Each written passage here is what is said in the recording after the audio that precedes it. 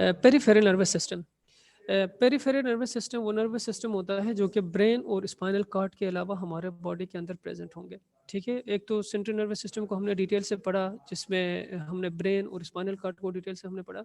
Second जो part है वो है पेरिफेरल नर्वस सिस्टम। पेरिफेरी कहते हैं बॉडी के साइड्स को। ठीक है, जिस तरह हमारे शोल्डर का रीजन है, आर्म का रीजन है, हमारे लेग्स हैं या लोअर लिम्स हैं, अपर लिम्स है, ये जितने भी मतलब सेंटर के अलावा ब्रेन और स्पाइनल कॉर्ड के अलावा जितने भी नर्व्स या जितने भी न्यूरॉन्स होते हैं उन सबको मिला के हम पेरिफेरल नर्वस सिस्टम कहते हैं। पेरिफेरल नर्वस सिस्टम में मेजरली दो किस्म के नर्व्स होते हैं। एक को कहा जाता है क्रेनियल नर्व्स और सेकंड क्या है हमारे पास स्पाइनल नर्व्स। क्रेनियल नर्व्स जिस तरह क्रेनियम, क्रेनियम वो पार्ट होता है जो कि ब्रेन की प्रोटेक्शन करता है। ठीक है, क्रेनियल नर्व्स भी उससे निकला है कि the nerves that are arise from the brain. Brain से नर्व्स अराइज होकर बॉडी के डिफरेंट पार्ट्स की तरफ मतलब वो जो स्प्रेड होते हैं उनको क्रेनियल नर्व्स कहा जाता है। ह्यूमन बॉडी के अंदर टोटल 12 पेयर्स में ये प्रेजेंट होते हैं, मतलब 24 टोटल क्रेनियल नर्व्स हैं, 12 की पेयर में प्रेजेंट होंगे।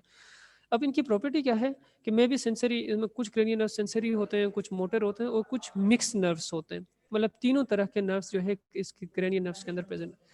सेकंड पेरिफेरल नर्वस सिस्टम के जो टाइप है या पार्ट्स हैं उनको कहा जाता है spinal nerves. Spinal spinal cord से इसको याद कर लें।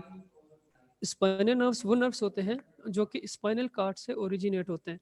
मतलब वो नर्व्स जो कि डिफरेंट बॉडी पार्ट्स से स्पाइनल कॉर्ड की तरफ या और स्पाइनल कॉर्ड से डिफरेंट बॉडी पार्ट्स की तरफ ओरिजिनेट होते हैं या अराइज होते हैं, उनको कहा जाता है स्पाइनल नर्व्स। ह्यूमन बॉडी के अंदर टोटल 31 पेयर्स प्रेजेंट होते हैं, मतलब टोटल 62 31 की पेयर में। लेकिन इनकी प्रॉपर्टी ये है कि इसमें सेंसरी और मोटर नहीं होंगे। जितने भी स्पाइनल नर्व्स हैं सारे के सारे हमारे पास मिक्स नर्व्स के टाइप्स हैं या मिक्स न्यूरॉन होते हैं। पेरिफेरल नर्वस सिस्टम के दो पाथवेज होते हैं, एक को कहा जाता है सेंसरी पाथवे, दूसरे को कहा जाता है मोटर पाथवे। सेंसरी पाथवे का फंक्शन क्या है? The sensory pathway is the pathway that conduct impulses from receptor to central nervous system। ठीक है, receptor to central nervous system की तरफ जो इन्फॉर्मेशन को पास करते हैं उनको क्या कहा जाता है? इनको कहा जाता है सेंसरी पाथवे। इसी तरह मोटर पाथवे वो पाथवे होता है that conduct impulse from central nervous system to affected. ठीक है, सेंट्रल नर्वस सिस्टम से अफेक्टेड की तरफ जो है इन्फॉर्मेशन को ये पास कर लेते हैं। तो ये दोनों पाथवे।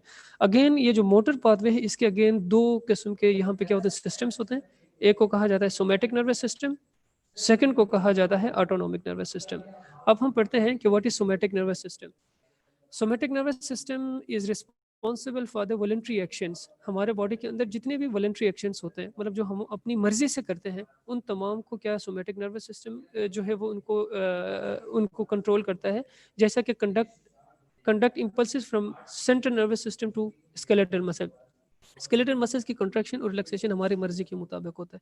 जब मर्जी हम बाजू बैंड कर लें या रिलैक्स कर लें।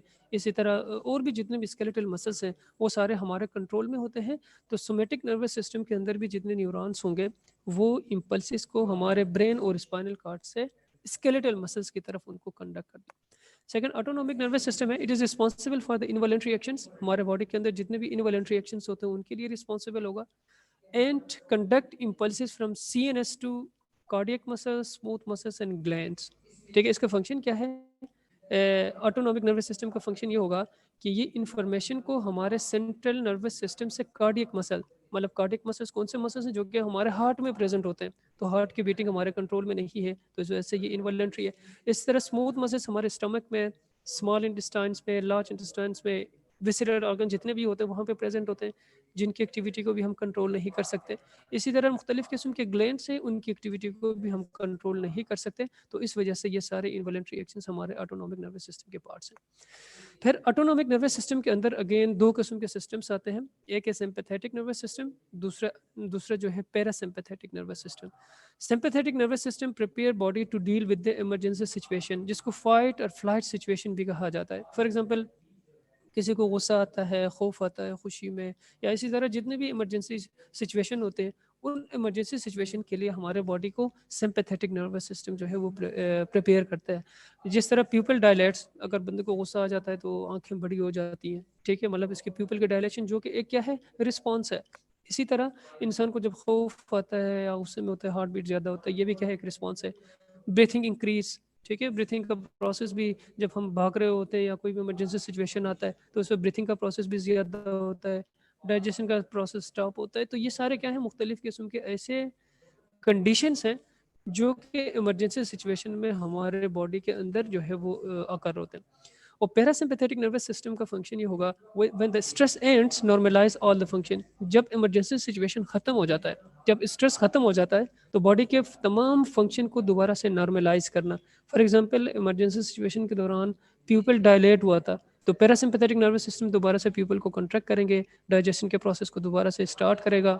इसी तरह जो है हार्ट बीट, ब्रीथिंग के प्रोसेस को दोबारा से क्या कर लेगा, नॉर्मल कर लेगा।